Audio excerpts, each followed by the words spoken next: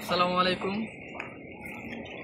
আজকে আমরা আছি বসুন্ধরা এম ব্লক 8 নম্বর রোডে। আমাদের এখানে একটা কনস্ট্রাকশন প্রজেক্টের কাজ চলমান। এই প্রজেক্টে 6 ফ্লোর অর্থাৎ 7ম তলার কলাম ঢালাইয়ের জন্য ফার্স্ট লিফট রেডি করা হচ্ছে। এখানে মোটামুটি কলাম শাটারিংয়ের কাজ সম্পন্ন করা হয়েছে।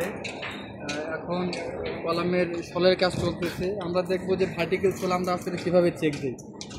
আমরা ভার্টিক্যাল শল একটা কলামের 3 পাশে শল নিব, যেমন এই পাশে এই পাশে দুইবার নেওয়া হয়েছে এবং ওই পাশে একবার নেওয়া হয়েছে।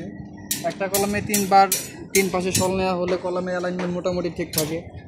আমরা দেখেন কীভাবে শল চেক করব। এখানে মিলিমিটারে আমরা সবসময় শল চেক করব। এখানে 177 মিলিমিটার, উপরে শাটারিং থেকে আছে 177 মিলিমিটার। এখন নিচে দেখব, নিচেও আমাদের সেম তাই আছে, সেম শাটারিং থেকে 177 মিলিমিটার। আপনারা যদি খেয়াল করে দেখেন সেমভাবে যখন আমরা এই পাশে নেব ওই পাশে দেখবো যে শাটারিং থেকে আমার শল শাটার থেকে উপরে যত মিলিয়ে আছে এবং নিচে ঠিক তত মিলিয়ে আছে কি না। পুরো পাশে যদি আমরা দেখি উপরে যত শল থাকার কথা নিচে যতটুকু আছে কিনা, সেম তাই আছে। নিচে আছে দেখেন 145 মিলিমিটার এবং উপরে যদি দেখায় আপনাদের এখানেও আছে সেম 145 মিলিমিটার। যদি মিলিমিটারে আমরা হিসাব করি তাহলে শল ভার্টিক্যাল যে কলামের অ্যালাইনমেন্ট, সেই কলামের অ্যালাইনমেন্টগুলো সম্পূর্ণভাবে একদম অ্যাকুরেট পাওয়া যাবে।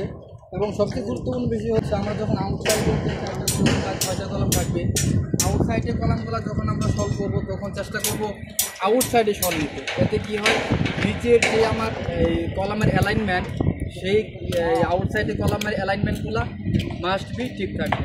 এই বিষয়গুলো আমরা গুরুত্ব সহকারে লক্ষ্য করব। ধন্যবাদ সবাইকে।